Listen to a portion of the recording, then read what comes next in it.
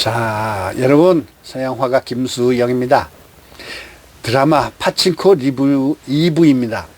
1부에서 드라마에 파생된 전 세계의 여론이나 또 그다음에 드라마가 있었던 이 탄생한 이야기를 주로 했다면은 이번에는 파친코에 관한 세계적인 여론과 또 파친코에서 일어나는 여러 가지 사건에 대해서 말씀드리고자 합니다.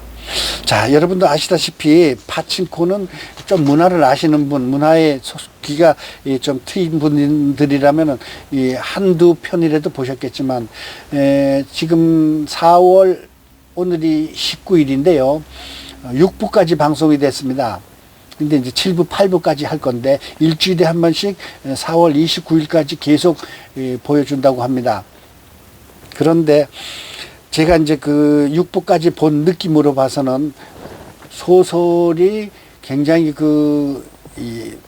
뭐랄까, 진솔하고 또 사실적이고 감동적이에요.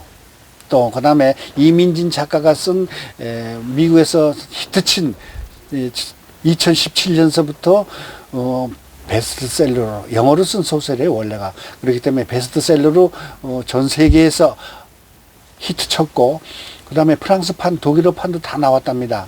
심지어 포르투갈어 판까지 나왔다는데, 어쨌든 파친코로 인해서 한국인의 순환이 전 세계에 알려지는 계기가 됐습니다. 이 드라마는 전 세계에서 모두 찬사예요.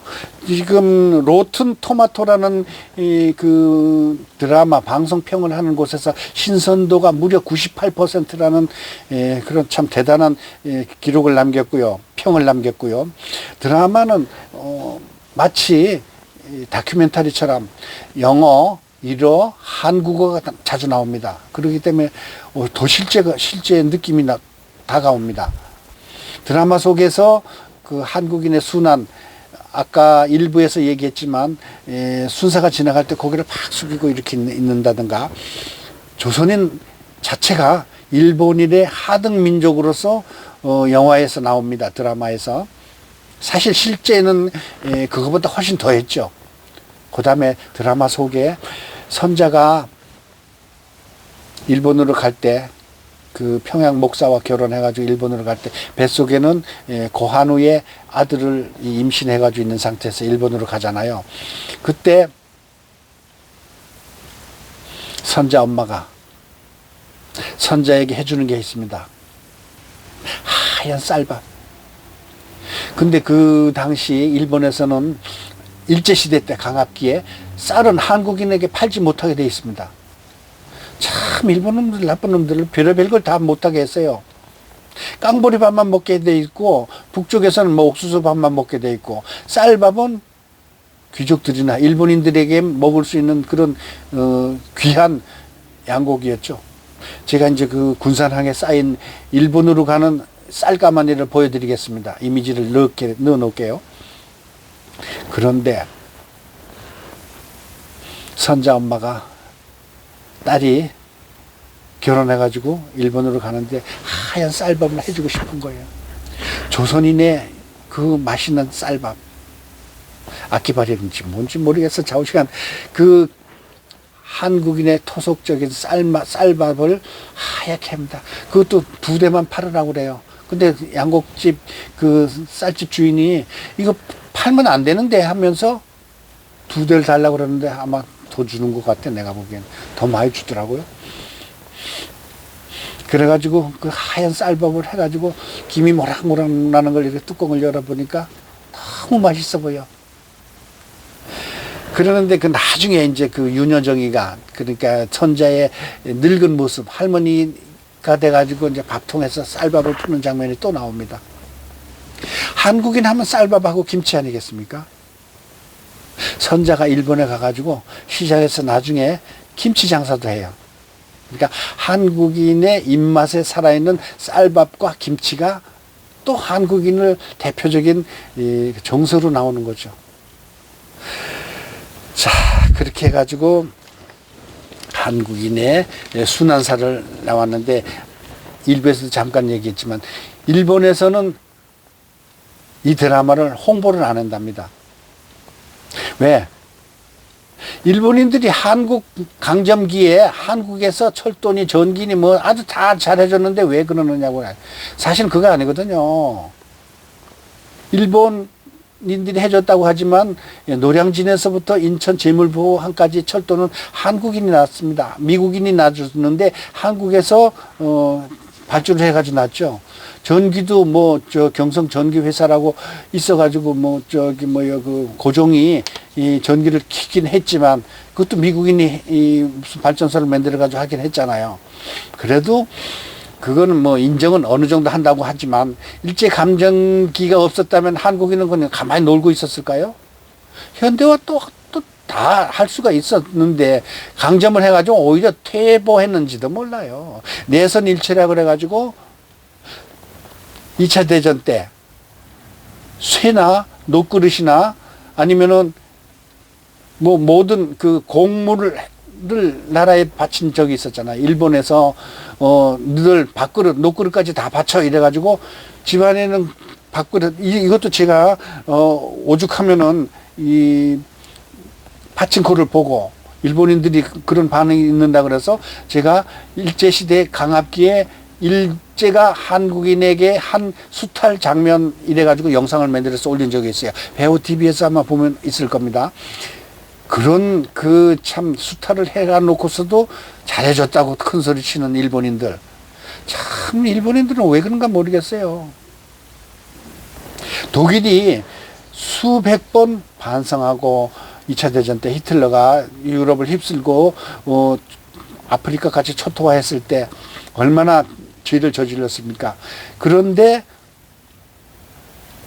독일 서독 수상이 그 폴란드에 학살된 유대인 학살된 곳에 가서 무릎을 꿇고 기도를 한 적이 있잖아요. 꽃을 바치면서 조화를 바치면서 일본인 수상이 3.1운동의 발상지 파고다 공원에 가서 무릎 꿇고 절 한번 하는 걸 내 평생 살아서 볼 수 있을까요? 일본인들은 어떻게 피 속에 그런 침략 정신 내지는 학대 정신이 있었는지 모르겠습니다. 진주만 공격을 아주 순하게 부드럽게 했다는 그런 작자들이에요. 그건 그렇고 일본이 강점기에 한국을 그렇게 학대하고 그랬다는 것을 거짓이라는 거예요. 이민진 작가가 허구라는 거예요. 소설 자체가. 그래도 호시노 교수라는 분이 일본인들이 그런 것을 교과서에서 안 배웠다 하더라도 드라마를 보고서 놀라는 사람도 있다 이거죠. 몰래 보는 사람도 있고 정말 저랬었구나 하는 그런 반성을 하는 사람도 있답니다. 그 다음에 세계에서 일본을 이 드라마로 인해서 나쁜 국가로 인정되는 계기가 됐기 때문에 통제되어서 교육에서 통제되었기 때문에 이런 사실을 보고 싶어 하는 일본인도 있답니다. 일본인 중에 뭐 착한 사람도 많을 거 아니겠습니까? 그 다음에 사실 역사를 왜곡했다 하더라도 진정한 역사는 이런 것이나 하고 반성하는 사람도 있답니다. 호시노 교수가 하는 말이. 그 다음에 윤여정 씨가 아카데미 조연상을 받았잖아요. 근데 이 드라마에 출연할 때 사실은 한국에서 시험을 봤답니다. 그러니까 그 영화에 출연하는 조건이 맞는가 안 맞는가를 확인하기 위해서 했는데 윤여정이가 당신도 드라마에 출연시켜 줄 테니까 와서 테스트를 거치세요 하는데 자존심이 상해서 테스트를 안 거쳤답니다. 내가 50년 동안 드라마 영화를 한 사람인데 거기서 당신들한테 봐가지고 떨어지면은 떨어진 가수, 떨어진 배우라는 이미지가 붙을 거 아닙니까? 그러나 그 드라마에 출연하고 싶습니다. 라면서 결국 이제 그 드라마에 출연하게 됐어요. 선자의 마지막 그 연기자로 나오는 그 할머니가 된 손자로 나오는 겁니다. 근데 그 윤여정 씨가 했던 말 중에 하나가 있습니다. 이제 그 출연하고서 방송에 나왔던 얘기에 최근에 한국의 과거를 돌아보게 한다. 암울했던 시절, 이 험난한 시기를 겪어낸 사람들은 아직도 어두운 영혼을 가지고 있다. 이것은 지금 세대를 위한 이야기다. 이 혼란스러운 시대를 공유하기 위해 우리가 어떻게 살아남았는지 보여주기 위한 파친코는 한국인으로서 위대하다. 세계 사람들에게도 위대하다라는 이야기를 했습니다. 이 드라마가 만든 이 소설 파친코 이민진 작가는 얼마나 이 대단한 분인가 하면은 영어가 아주 유창해요. 어렸을 때 미국을 갔기 때문에 뉴욕 타임스 당대 최고의 문학 작품 중 하나라고 했습니다. 파친코가. 그 드라마를 영화화했으니 거듭 이야기하지만 이야기가 그 과거 회상으로 가끔 나오기 때문에 서서히 이렇게 그 전개되는 게 아니라 그냥 다시 회한 기억 이런 장면이 많이 나오기 때문에 조금 헷갈립니다. 제가 나이가 많아서 그런가 뭐 무슨 그 SF 영화처럼 막 그냥 번개처럼 확 바뀌는 건 아닌데 장면 하나하나 스크린이 굉장히 그 보기 좋습니다. 예술적인 장면들이 막 나오는데 더군다나 그 이민호 그 고한수의 역할이 아주 그냥 고급스럽게 나오고요.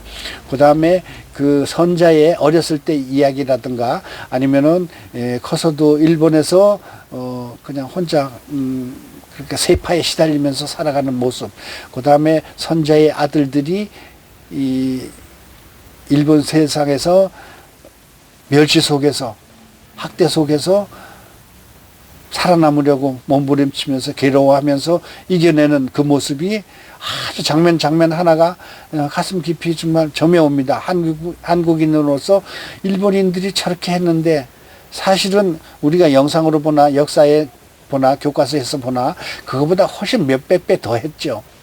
드라마니까 사실만 엮어가기 위해서 그렇게 나왔는데 어쨌든 지금 한일 병합은 한국 경제 성장에 큰 도움이라는 일본인의 그 잔악한 말, 병합에 당연시한다는 말, 이거는 있을 수가 없습니다. 이 파친코 리뷰를 마치면서 꼬마 연기자 유나양 양이 이야기했던 말이 하나 생각이 납니다. 이 드라마는 일본 학대를 위한 드라마가 아니라 한국인의 순환을 엮은 드라마입니다. 라는 걸 12살 배기가 얘기를 했대요. 아주 그냥 원한을 가지긴 했지만 복수를 향한 말이 아니라 잔잔한 역사의 느낌을 이야기해주는 드라마가 파친코인 것 같습니다. 한국 문화를 말살하고 창씨 개명을 해서 한국 이름을 못 쓰게 하고 쌀을 수탈해 가지고 한국인에게 쌀을 먹지 못하게 하고 일본으로 강제 노역으로 끌고 가 가지고 36년 동안 학대를 하고 그것도 모자라 지금도 오사카에는 한국인 빈민촌이 있습니다. 저 남양 군도에 끌려가 가지고 그 모기와 더운 지방에 나쁜 병균들과 싸우면서 죽어간 한국인들, 또 정신대로 끌려가 가지고 온갖 수모와 고난을 겪은 여성들, 이래도 일본인들이 한국을 위해 잘해줬다고만 말할 수 있습니까? 파친코, 우리 한국인들이 반드시 봐야 할 드라마입니다. 이민진 작가의 40여 명의 한국인 역사학자들과 대담을 하고 만들어낸 드라마 파친코 10점 만점에 저는 10점을 주겠습니다. 감사합니다. 배우TV 특집 파친코 드라마 리뷰 마치겠습니다. 구독. 감사합니다.